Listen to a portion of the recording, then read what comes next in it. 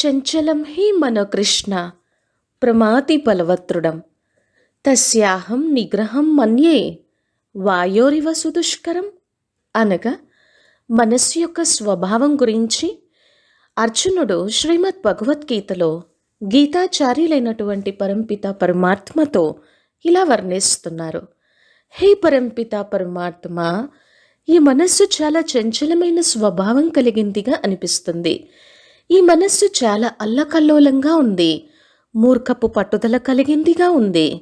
వీచే గాలిని నియంత్రించటం కన్నా ఈ మనస్సుని నియంత్రించటం చాలా కష్టంగా అనిపిస్తుంది. కానీ ప్రపంచంలో ప్రతి సమస్యకి పరిష్కారం ఉంది. పరిష్కారం లేనటువంటి సమస్య ఏదీ లేదు.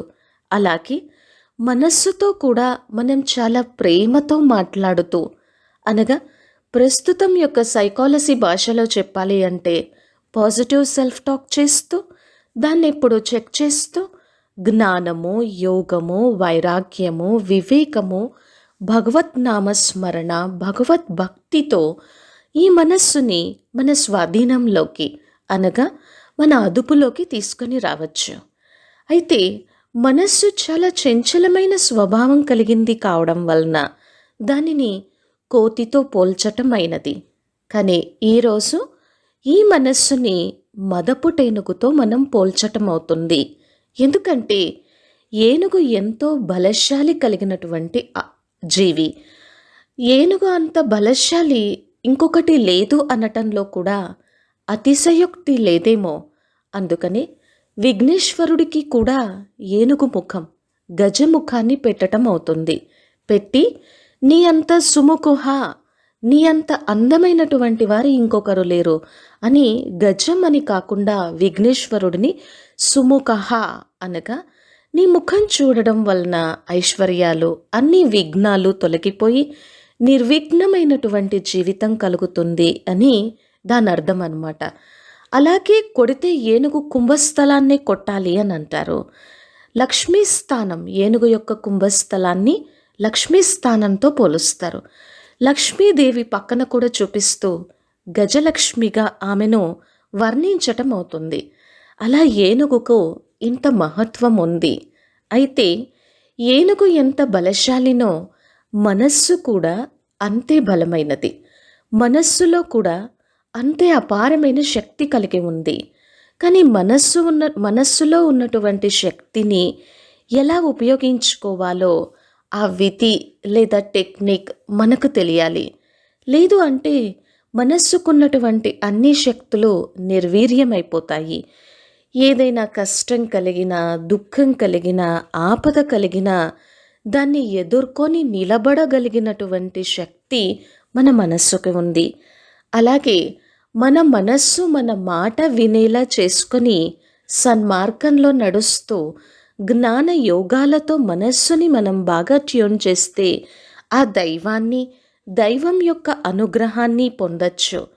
అలాగే మన మనస్సుని దైవ సాధనతో బాగా పురుషార్థం చేయడం వలన ఎంతో ఐశ్వర్యాన్ని కూడా పొందొచ్చు. అలా మనస్సుకి ఎంతో శక్తి ఉంది, ఎన్నో అద్భుతాలని సృష్టించవచ్చు. ఈ విషయము అందరికీ తెలిసిందే. కానీ ఏనుగు ఎంత బలశాలి జీవి అయినప్పటికీ కూడా అది దానికి ఉన్నటువంటి ఒక ఇంద్రియ లౌల్యం కారణంగా మావటివాడికి లొంగిపోతుంది. మావటివాడు వచ్చి అంకుశంతో దాని కుంభస్థలమైన పొడుస్తూ ఉంటే కుయ్యో మొర్రో అంటూ బాధపడుతూ, నన్నిలా పొడవకు, నువ్వు ఎలా చెప్తే నేను అలా నీకు సరెండర్ అయిపోతాను, లొంగిపోతాను అని అంత పెద్ద జీవి, అంత పెద్ద ప్రాణి కూడా మావటి వాడికి లొంగిపోతుంది దానికి ఉన్నటువంటి ఇంద్రియ లౌల్యం కారణంగా.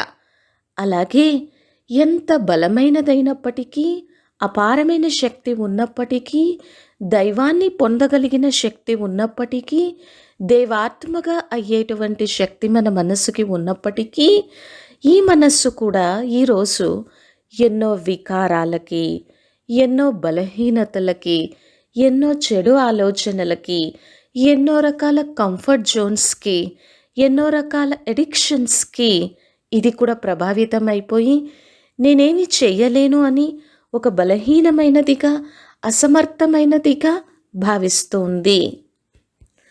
ఈ నెగటివ్ వీక్ మైండ్ సెట్ కారణంగానే చిన్న సమస్యని కూడా పెద్ద సమస్యదిగా, గోరంతదాన్ని కొండంతగా పర్వతంగా చేసుకొని దుఃఖి అశాంతిగా అయిపోయి ఇక నేనే మాత్రం సంతోషంగా ఉండలేను అనేటువంటి భావనని మనం క్రియేట్ చేస్తున్నాము. మరి ఈ మనస్సు అనేటువంటి మదపటేనుకుని మన స్వాధీనంలోకి, అదుపులోకి తీసుకొచ్చేటువంటి అంకుశం ఏం ఉంది? అదేంటో మనం ఇప్పుడు చూద్దాము. మనస్సుని మన స్వాధీనంలోకి తీసుకొని రావాలి. దాన్ని సెల్ఫ్ డిసిప్లిన్ చేయాలి. మనస్సుకున్నటువంటి అపారమైనటువంటి శక్తులని రైట్ పాజిటివ్ పాయింట్ ఆఫ్ వ్యూలో ఉపయోగించుకొని మన ఆలోచన శక్తిని పొదుపు చేసుకోవాలి. మన మాటల్లో కూడా మాధుర్యం ఉండాలి. అంటే ఆ అంకుశం ఏంటో మనం ఇప్పుడు చూద్దాము. మనస్సుని మన స్వాధీనంలోకి తీసుకొచ్చేటువంటి అంకుశం ఏదైనా ఉంది అంటే అది భగవంతుని యొక్క స్మరణ, భగవద్ ధ్యానము, ఈశ్వరునితో ప్రేమగా మాట్లాడటము, ఈశ్వరునికి మన మనస్సుని సమర్పణ చేయటము. తండ్రి, ఈ మనస్సుని ఇచ్చినటువంటి వాడివి నీవు, ఈ బుద్ధి శక్తిని ప్రసాదించినటువంటి వారివి నీవు తండ్రి అని మనం లేస్తున్నా, కూర్చుంటున్నా, ఏ పని చేస్తున్నా, ఎక్కడికి వెళ్తున్నా, ఎవరితో మాట్లాడుతున్నా, అన్నింటి మధ్య ఉన్న మన జీవితం చాలా విలువైనటువంటి ప్రభు ప్రసాదంగా కావాలి అంటే మన బుద్ధి యొక్క కనెక్షన్, మన బుద్ధి యోగము ఈశ్వరునితో కనెక్ట్ అయ్యి ఉండాలి. నా జీవితంలో ఏదైనా ఒక గొప్పది జరిగింది అనుకోండి, ఏదైనా ఒక ప్రాప్తి జరిగిందనుకోండి, తండ్రి ఇది ఇచ్చినటువంటి వాడివి నీవు కదా అని మనం ఎప్పుడైతే ఆలోచన విధానాన్ని పెంచుకుంటామో, నేను సాధించాను అనేటువంటి అహంకార మమకారం నుంచి మనల్ని మనం రక్షించుకుంటాం. ఏదైనా కష్టం కలిగింది, నష్టం కలిగింది, దుఃఖం కలిగింది, ఆపద ఉంది, తీరని దుఃఖంలో ఉన్నప్పుడు కూడా మనం ఎటువంటి దిగ్భ్రాంతికి, శోకానికి గురి కాకుండా, తండ్రి నువ్వు నాతో సదా తోడుగా ఉన్నావు కదా, నేను నీ ఛత్రఛాయలో సురక్షితంగా ఉన్నాను కదా, ఈ కష్టాన్ని ఎలా తొలగించుకోవాలో ఆ శక్తిని నాకు ఇవ్వండి, ఈ కష్టం నుంచి ఎలా బయటపడాలో, శూలం దాన్ని కూడా ముళ్ళులాగా ఎలా చేసుకోవాలో అటువంటి శక్తిని, బుద్ధి బలాన్ని ప్రసాదించండి తండ్రి అని ఆ తండ్రితో మన మనస్సుని కనెక్ట్ చేయగలగాలి. ఎందుకంటే శివుని యొక్క స్మరణకు, భగవంతుడైనటువంటి ఈశ్వరుని యొక్క స్మరణకు ఎంతో శక్తి ఉంది. పరమాత్మ యొక్క స్మరణ, పరమాత్మతో ఎంతో నిశ్చయ బుద్ధితో, ప్రీతి బుద్ధితో చేసేటువంటి యోగము మన జన్మ జన్మాంతరాల యొక్క వికర్మలన్నింటినీ కూడా భస్మం చేసి ముక్తిని ప్రసాదించగలిగినటువంటి శక్తి ఉంది. మరి అటువంటి ప్రియమైన మధురాతి మధురమైన తండ్రి యొక్క స్మరణను నేను ఎందుకు మర్చిపోవాలి? అదే అంకుశము. తర్వాత మన మనస్సుని మన స్వాధీనంలోకి తీసుకొచ్చేటువంటి అంకుశం ఇంకేదైనా ఉంది అనంటే దానికి జ్ఞానము, యోగము, వైరాగ్యము, భక్తి, మంచి భావన ఇటువంటివే.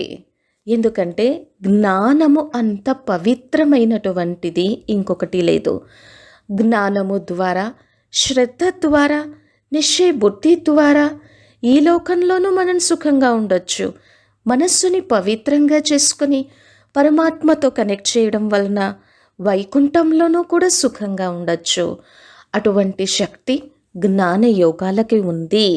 ఈ విషయం నాకు అర్థమైతే ఈ చంచలమైనటువంటి మనస్సుని స్థిరమైనదిగా చేసుకొని మన స్వాధీనంలోకి తెచ్చుకొని మనం ఎటువంటి ప్రాప్తినైనా పొందటానికి చాలా చాలా అవకాశం ఉంటుంది. ఎందుకంటే ప్రస్తుత పరిస్థితుల్లో మనం చూస్తున్నాం, ఎన్నో రకాల సమస్యలతో, ఒడిదుడుకులతో ఎలా వెళ్ళాలో తెలియక అక్కడే కొలాప్స్ అయిపోయి ఎన్నో అనారోగ్య సమస్యలతో బాధపడేటువంటి వారిని చూస్తున్నాము. అటువంటి సమయంలో కూడా లేచి నిలబడి శివనామస్మరణ, ఈశ్వరుని నామస్మరణ మనం చేయటం వలన ఎన్నో రకాల ఆపదల నుండి మనం గట్టెక్కచ్చు. ఆ తండ్రి యొక్క భగవన్నామస్మరణకు అంత శక్తి ఉంది.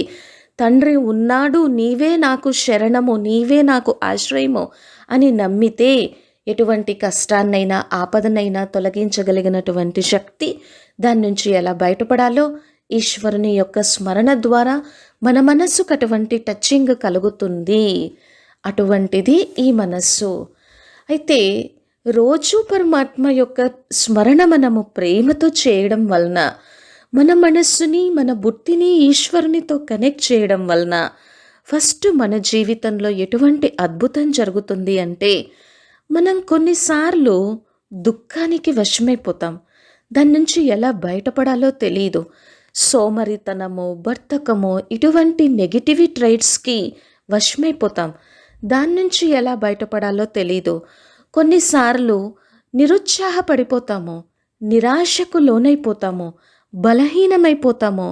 అటువంటి సమయంలో కూడా మన మనస్సుని మన స్వాధీనంలోకి తెచ్చుకొని, తండ్రి ఈ నిరాశ నిస్పృహ నుంచి, ఈ నిరుత్సాహం నుంచి బయటకు తీసి బుద్ధి యోగాన్ని ప్రసాదించేటువంటి త్రినేత్రి త్రికాలదర్శి అయినటువంటివి తండ్రిని ఉండగా నాకెందుకు బాధ అని మన మనస్సుతో మనం పాజిటివ్ సెల్ఫ్ టాక్ చేసుకోగలిగితే, ఈ మనస్సు అనేటువంటి మత్తేబమును మనం మన స్వాధీనంలోకి తీసుకొని రావచ్చు. దైవ భక్తికి, దైవానుగ్రహానికి అంత అపారమైన శక్తి ఉంది. కాబట్టి ఎటువంటి బలహీన సంస్కారాలున్నా, అటువంటి బలహీన సంస్కారాలతో కూడినటువంటి వీటన్నింటినీ కూడా మనం దృఢ సంకల్పంతో అధిగమించటానికి చాలా చాలా శక్తి ఉంది. ఎప్పుడైతే ఈ విషయాలన్నింటినీ మనం స్పష్టంగా అర్థం చేసుకుంటామో, మనస్సు అనేటువంటి మొదపటేనుగు నా కంట్రోల్లో లేదు, నా స్వాధీనంలో లేదు, నా మాట వినటం లేదు, ఏం చేయాలి అనేటువంటి ఆలోచనలకు ఫుల్ స్టాప్ పెట్టి బుద్ధి బలంతో, బుద్ధి అనేటువంటి అంకుశంతో మనస్సులో వచ్చేటువంటి ఎన్నో వ్యర్థ ఆలోచనలను, నెగిటివ్ ఆలోచనలను మనం తొలగించగలము. కాబట్టి బుద్ధి, ఈ బుద్ధిని ప్రసాదించేటువంటి దివ్య బుద్ధి ప్రదాత కూడా పరంపిత పరమాత్మ. బుద్ధి ద్వారా, సద్బుద్ధి ద్వారా, దివ్య బుద్ధి ద్వారా ఈ మనస్సుని మనం బాగా ట్యూన్ చేసి పాజిటివ్ సెల్ఫ్ టాక్ చేస్తూ, నిరాశ నిస్పృహల నుంచి మనం బయటికి వస్తూ, దీనికి ఉన్నటువంటి అపారమైనటువంటి శక్తిని మనం గుర్తించి ఎంతో పవిత్రంగా చేసుకొని పరమాత్మ సేవలో కూడా దీన్ని ఉపయోగించవచ్చు. ఎందుకంటే ఏనుగుని మనం చూస్తూ ఉంటాం కదా, పెద్ద పెద్ద విద్వాంసులని ఊరేగించడానికి చూపిస్తారు. అలాగే దేవీ దేవతల యొక్క పరమాత్మ యొక్క ఊరేగింపులో కూడా పల్లకీలను మోయడానికి కూడా ఈ గజేంద్రుని ఉపయోగిస్తారు. అలాగే మన మనస్సుని కూడా మనం ఎప్పుడైతే పాజిటివ్గా చేసుకొని భగవద్ ధ్యానంతో, ఈశ్వరుని స్మరణతో దాన్ని మనం ట్యూన్ చేస్తామో, మన జీవితం కూడా ప్రభు ప్రసాదంగా అయ్యి ఈశ్వరుని యొక్క సేవా సాధనంగా అవుతుంది. ఇక చివరిగా ఇంకొక సూక్ష్మమైనటువంటి విషయాన్ని మనం తెలుసుకుందాము. గజేంద్ర మోక్షము అనేటువంటి కథ చాలా గొప్పది. పురాణాలలో గజేంద్రుడు అంటే ఎవరో కాదు, ఇక్కడ మన మనస్సుని గజంతో, ఏనుగుతో పోల్చటం అయిందనమాట. గజాన్ని ఎవరు పట్టుకున్నారు? మాయా అనేటువంటి ముసలి, వికారాలు, బలహీనతలు అనేటువంటి ముసలి పట్టుకుంది. మరి అటువంటి సమయంలో కూడా గజేంద్రుడు ఎంతోమందిని ఆశ్రయించినా ఎవరు సహాయం చేయలేదు. ముసలి నుంచి ఎవరు రక్షించలేకపోయారు. చివరికి అది తను చేసినటువంటి పుణ్యకర్మల ఫలితంగా భగవంతుడు కదా నాకు ఆశ్రయము, ఆ విష్ణుమూర్తి కదా నాకు ఆశ్రయము, ఆ యోగుల యొక్క మనస్సుల్ని ఆకర్షించేటువంటి దైవం కదా నాకు ఆశ్రయము అని విష్ణుమూర్తిని, పరమాత్మని ఎప్పుడైతే ప్రేమతో పిలిచిందో అప్పుడు తండ్రి వచ్చి రక్షించటం అవుతుంది. కాబట్టి ఇక్కడ గజము మన మనస్సు, ముసలి మాయ.